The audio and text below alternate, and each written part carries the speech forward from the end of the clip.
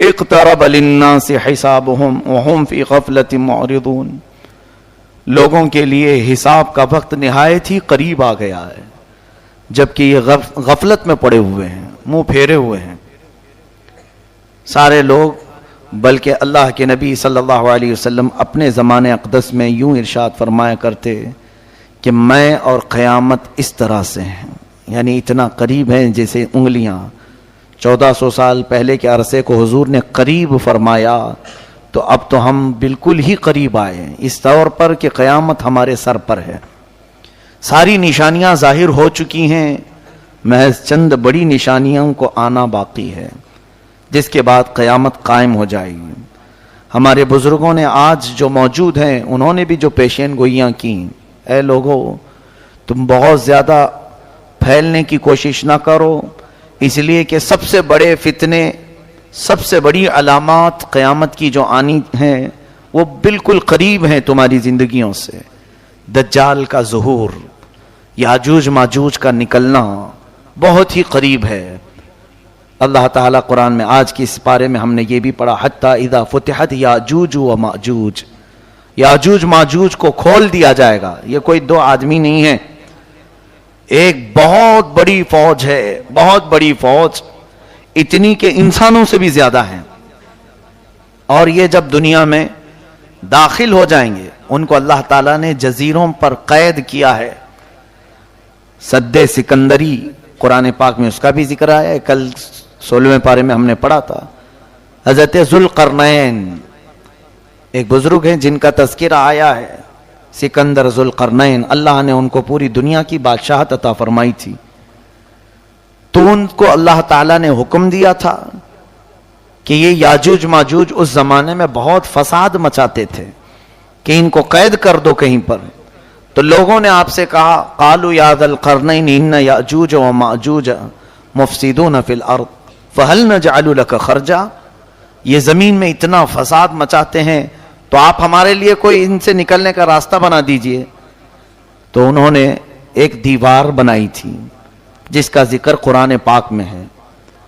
حضرت ذوالقرنین نے سیسا پگھلا کر کے ایک بہت ہی مضبوط دیوار کھینچی۔ وہ دیوار کہاں ہے اللہ بہتر جانے، ہمیں قرآن نے اتنا کہا ہے کہ انہوں نے دیوار میں انہیں قید کیا۔ اور آتونی زبر الحدید حتی اذا ساوا بین الصدفین وقال انفخوا حتی اذا جعلہ نارا قال آتونی افرغ علیہ قطرا، یہ ذکر جو ہے ان کے دیوار بنانے کا ہے۔ پہلے اس سیسے کو پگھلایا گیا، آگ بنی، پھر اس کو مضبوط کیا گیا، پھر دیوار تعمیر ہوئی۔ اب وہ یاجوج ماجوج کی جو فوج ہے انہیں قید کر دیا گیا۔ حدیث پاک میں ہے وہ روزانہ دیوار کو توڑنے کی کوشش کرتے رہتے ہیں، پوری رات بھر دیوار کو چاٹتے ہیں یہاں تک کہ وہ تھوڑی باقی رہ جاتی ہے۔ تو تھوڑی باقی رہتی ہے، صبح کے وقت وہ تھک جاتے ہیں اور کہتے ہیں چلو باقی کا کل کر لیں گے، یہ کل نکل جائے گی۔ وہ جیسے ہی واپس آتے ہیں اللہ تعالیٰ اس دیوار کو جیسی تھی ویسی بنا دیتا ہے، روز کا معمول ان کا ہے۔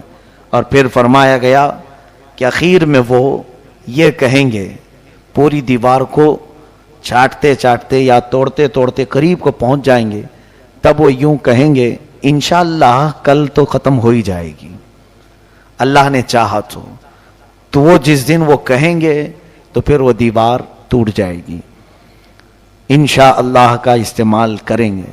اس کے بعد دیوار جب ٹوٹے گی تو وہ پوری فوج داخل ہوگی پوری دنیا میں، اور وہ اتنا فساد مچائیں گے کہ ہر چیز کو کھائیں گے، ہر چیز کو، یعنی ان کے لیے کوئی کھانے کی چیزیں مخصوص نہیں، پوری کھیتیاں چر جائیں گے، پورے مویشی جانور چبا جائیں گے، استعمال کرنے والی چیزیں کھا جائیں گے، لکڑیاں کھا جائیں گے، کوئی چیز باقی نہیں چھوڑیں گے، سب چیزیں کھائیں گے۔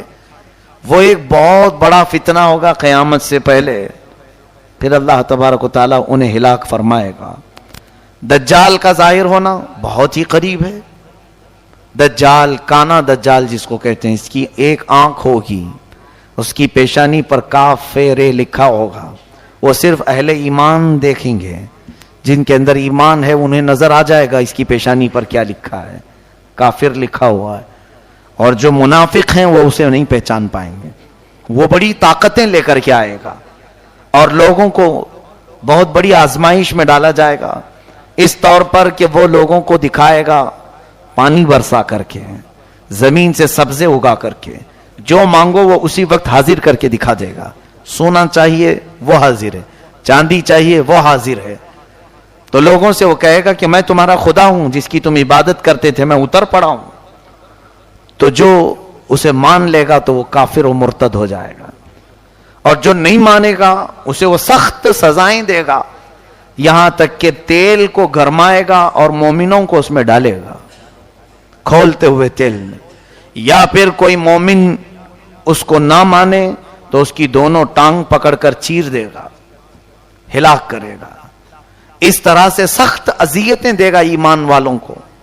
لیکن اللہ جس کے ایمان کی حفاظت کرے وہ دجال کے فتنوں سے محفوظ رہے گا. حضور اکرم صلی اللہ علیہ وسلم دعا کیا کرتے تھے، نعوذ بک من فتنۃ المسیح الدجال، اے مولا ہم تیری پناہ مانگتے ہیں مسیح الدجال سے، یہ کانت جو دجال آئے گا. تو اے لوگوں آپ بھی دعا میں مشغول رہیں، اس لیے کہ وہ زمانہ نہایت قریب. مجھے تو نظر آتا ہے کہ جو علامتیں دجال کے ظاہر ہونے کی بتائی گئی تھیں وہ سب آ گئی دنیا میں. جھوٹ کو سچ کر کے دکھانا عام ہو جائے گا، ہر جھوٹی چیز. یہ دجال کی ذریت، یہ پوری میڈیا جو آج دنیا میں ہے، یہ دجال کے آنے کی راہ ہموار کر رہے ہیں. اور دجال کیا ہوگا؟ یہودی اس کو مسیحا سمجھتے ہیں، یہودی اس کو اپنا مسیحا مانتے ہیں کہ وہ ہم سب کو پوری دنیا میں عزت دینے والا آئے گا. تو دجال کے آنے کے لیے یہودی پوری فیلڈ ہموار کر رہے ہیں. جگہ جگہ جو تمام چیزوں کا قبضہ، پورے سونے پر ان کا قبضہ ہے آج، جیولری، گولڈ، اتنے تعداد میں یہ جمع کرتے جا رہے ہیں کیونکہ یہ دجال کی کام آنے کے لیے. اور دجال ان کے لیے مسیحا ہے، بظاہر مسیحا. وہ یوں سمجھتے ہیں کہ ہمیں جنت دلانے والا آنے والا ہے. دیکھا نہیں آپ نے یہودی اکثر چیزوں میں، اپنے برانڈ میں یا اپنے لوگوں میں ایک آنکھ کا استعمال کرتے ہیں. وہ ایک آنکھ کا استعمال دجال کی علامات ہیں.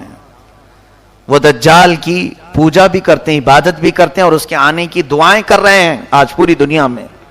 سال میں پورا اجتماع ہوتا ہے یہودیوں کا، اور وہ بار بار دعا کرتے ہیں کہ وہ جلدی سے آ جائے. تو یہ یہودی پوری اس کی فوج تیار ہے آج، سارا یعنی فیلڈ تیار کر دی گئی. یہ بھی حدیث پاک میں آیا ہے دجال کے آنے سے پہلے پہلے یہودی اور عیسائی تمام ملکوں کو فتح کرتے کرتے حرم پاک تک پہنچ جائیں گے. حرمین طیبین چھوڑ کر، مکہ مکرمہ اور مدینہ طیبہ چھوڑ کر تقریباً پوری دنیا پر یہ قبضہ کر لیں گے. یہ حدیث پاک میں یہ ہو کے رہے گا. اور یہ پہنچ گئے، آج عرب میں بھی پہنچ گئے. آج عرب کے تمام ایئرپورٹ، سعودی عرب، اصل میں اس کو سعودی کہنا مناسب نہیں سمجھتا، وہ عرب شریف تھا، ان ظالموں نے اس کو سعودی بنایا ہے، پہلے نہیں تھا یہ سعودی.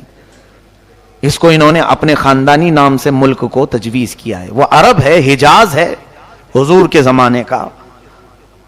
وہاں اب تقریباً سیکورٹی کے تمام معاملات بادشاہوں نے اب اسرائیل کو دے دیا ہے، یہودیوں کو دے دیا ہے.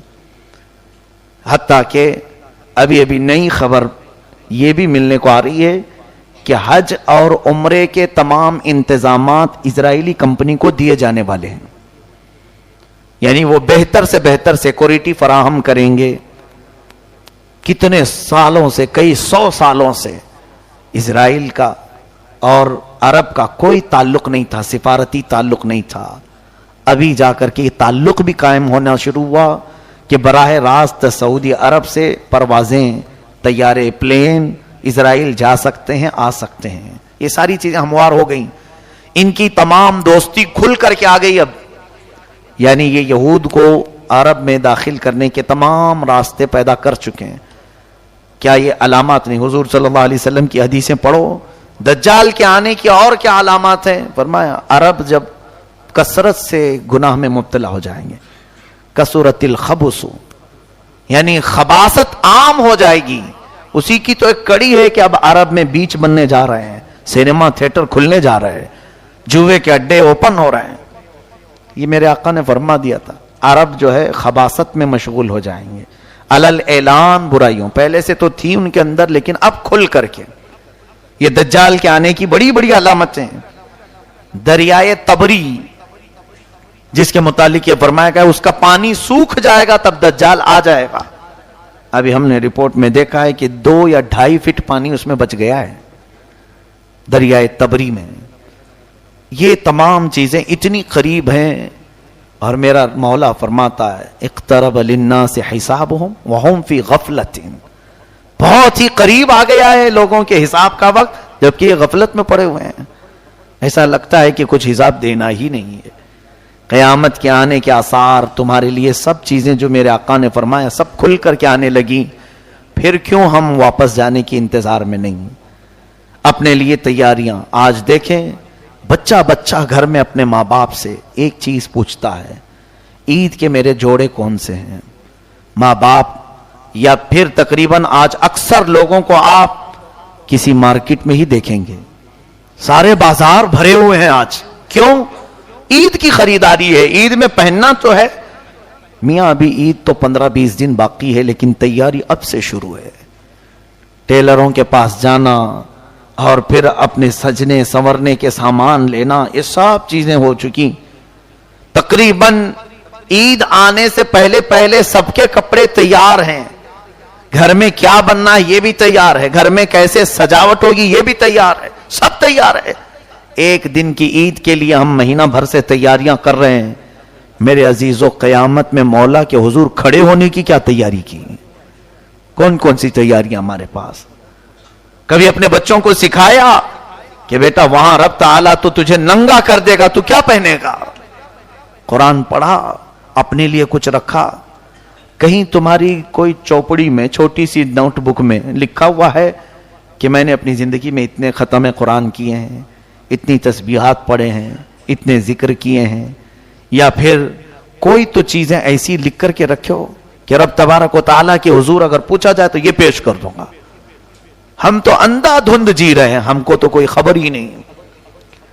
باقی سب ہم جوڑے گنتے ہیں, ہر چیز کی تمام ہم کو حساب کتاب سب معلوم ہے. کس دن کیا بنے گا, کس دن کیا سجایا جائے گا, کس دن کیا پہنا جائے گا. میرے عزیزو, یہ غفلت کی زندگی ہمارے لیے بہت ہی خطرناک ہے. مسلمان کی زندگی ایسی نہیں ہونی چاہیے. کفار و مشرکین اگر ایسے جیتے ہیں تو ان کے لیے تو اللہ نے جہنم تیار کیا ہے. اللہ فرماتا اعدت للکافرین, میں نے جہنم کو کافروں کے لیے تیار کیا ہے, تم کیوں اس کی تیاری کر رہے ہو؟ فاتقوا النار التي وقودها الناس والحجارة اعدت للکافرین, اس جہنم کی آگ سے ڈرو جس کا ایندھن میں نے انسانوں کو اور پتھروں کو بنایا. لیکن وہ جہنم کس کے لیے ہے؟ اے لوگو, کافروں کے لیے. تم خوش نصیب ہو, اللہ نے تمہارے لیے کہیں پر بھی قرآن میں ایک جگہ بھی نہیں فرمایا کہ جہنم ہے, بلکہ سب جگہ تمہارے لیے فرمایا ان الذین آمنوا وعملوا الصالحات کانت لہم جنات الفردوس نزلا. جو ایمان لائے ہیں, عمل صالح کیے ہیں, اے لوگو, ان کی مہمان نوازی کے لیے تو میں نے جنت الفردوس بنایا ہے. ایک جگہ نہیں, ہر پارے میں تمہیں ملے گا جنات تجری من تحتها الانہار خالدین فیہا. ایسی تمہارے لیے جنتیں میں نے بنائی ہیں, باغیچے ہیں جس میں نہریں بہ رہی ہیں, جو جائے گا اس میں ہمیشہ رہے گا. لیکن بندہ ہے کہ وہ مولا کی سجائی ہوئی جنت کو لینے کی تیاری کرنا نہیں چاہتا. کافروں کے کام اچھے لگتے ہیں, یہود و نصارہ کے عمل پسند ہیں. ہماری پوری قوم کو ان کی ایکٹیویٹیز میں دلچسپی ہے, ان کے کیریکٹر کو دل سے لگانے کو پسند کرتے ہیں. باقی رہی بات مصطفیٰ کریم صلی اللہ علیہ وسلم نے جو اخلاق کریمانہ دیے تھے, اور اسی لیے سچ فرمایا تھا میرے آقا نے, دنیا میں ایسے جیو جیسے مسافر رہتا ہے, بہت جلدی تم چلے جاؤ گے یہاں سے, اور ہمیشہ کی زندگی کو کیوں یہ چھوٹی سی زندگی پر قربان کرتے ہو؟ یہاں جتنا بھی عیش کرو گے عارضی ہوگا, ٹیمپرری ہوگا.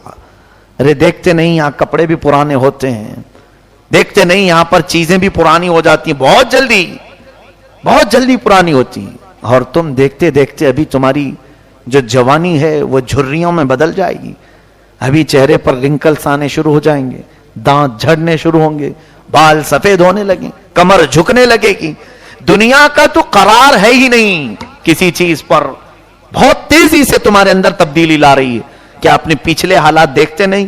ذرا شیشے میں جا کر دیکھ لینا، چند دن پہلے یا چند سال پہلے تمہارا چہرہ کیسا تھا، آج کیسا ہے. بدل رہا ہے کہ نہیں بدل رہا؟ بوڑھے لوگ اپنے چہرے دیکھیں، کیا ان کے بال کبھی کالے نہیں تھے؟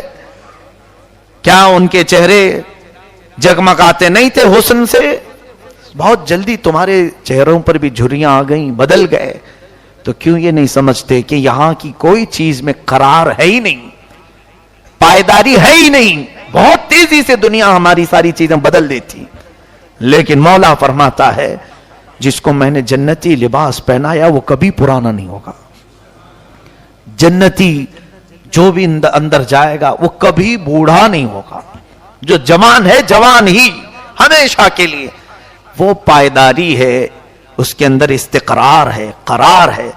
ان تمام چیزوں کو چھوڑ کر بندہ اپنی غفلت میں جی رہا ہے. اسے مختصر سا عیش چاہیے. خیر، اللہ ہمیں دنیا کی مکاریوں اور عیاریوں سے بچائے. بس دنیا سے اتنا لے لو جتنا جینے کے کام آ جائے، اتنا حاصل کر لو جتنا یہاں سے زندگی گزر جائے، لوگوں کے سامنے ہاتھ پھیلانا نہ پڑے، اللہ اپنا محتاج بنائے رکھے، بس اتنی زندگی گزار لو. باقی رہی بات بہت زیادہ پھیلنے کی تو جنت میں پھیلا لو، وہاں زیادہ سے زیادہ پھیلا لو جتنا ہو سکتا ہے. تم کثرت سے دعا کرو. حدیث پاک میں ہے تمہیں ملے نہ ملے دنیا میں دعائیں قیامت کے دن پہاڑوں کے برابر نیکیاں اسے دی جائیں گی. پوچھے گا بندہ یہ کہاں سے مولا، میں تو اتنی نیکیاں کیا نہیں تھا. رب تعالیٰ فرمائے گا اے بندے تو دنیا میں روز مجھ سے مانگتا تھا، میں نے تجھے دیا نہیں، وہ سب یہاں کے لیے جمع کر رکھا تھا. بندہ کہتا ہے کاش میری دنیا میں تو کوئی دعا قبول نہیں کرتا، کوئی نہیں قبول کرتا، سب یہاں کے لیے رکھتا. تو آج تو میں فخر سے جنت میں سب کو بتاتا کہ میں سب سے زیادہ نیکیاں جمع کیا ہوں.